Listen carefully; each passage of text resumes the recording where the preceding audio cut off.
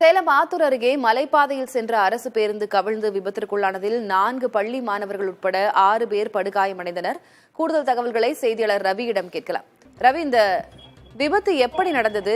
காயமடைந்தவர்களின் நிலை என்ன? தற்போது அந்த களத்துல யாரேனும் அதிகாரிகள் வந்திருக்கிறார்களா? காவல்துறையினர் வந்திருக்கிறார்களா? மீட்பு நடவடிக்கை எப்படி நடைபெற்றுக் கொண்டிருக்கிறது?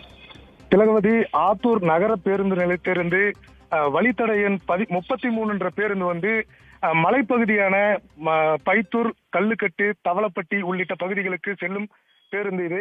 இன்று காலையில வந்து பள்ளி குழந்தைகளை ஏற்றிச் சென்று பைத்தூர் பகுதியிலிருந்து தவளப்பட்டி பகுதிக்கு பள்ளி குழந்தைகளை ஏற்றிக்கொண்டு பள்ளி குழந்தைகள் 4 பேர் பள்ளி குழந்தைகள் உள்ளனர். அதில் பள்ளி குழந்தைகள் உட்பட 6 பேர் வந்து பேருந்துல பயணிச்சிருக்கிறாங்க. பேருந்து வந்து பாத்தீங்கன்னா ஓட்டுநர் செல்வராஜ் என்பவர் வந்து ஓட்டி சென்றுள்ளார். பேருந்து கல்லுக்கட்டு என்ற பகுதியில் சென்ற போது பிரேக் ஃபெயிலியர் ஆனதாக ஒரு தகவல் சொல்றாங்க. தகவல்ல இருந்து பாத்தீங்கன்னா ஓட்டுநர் செல்வராஜ் வந்து பிரேக் பிடிக்க முயன்ற போது பிரேக் பிடிக்காததால் மலைப்பகுதியில மேல் நோக்கி செல்லாமல் பேருந்து கீழ் நோக்கி இறங்கியதுனால 10 அடி உள்ள பள்ளத்துல வந்து பேருந்து வந்து தலை குப்புற கவிழ்ந்து அப்பளம் போல் நொறுங்கியுள்ளது. இதுல வந்து பாத்தீங்கன்னா வழியா சென்ற பொதுமக்களும் அந்த வழியில போன பொதுமக்கள் வந்து மீட்பு பணியில இப்போ தற்போது ஈடுபட்டு இருக்காங்க.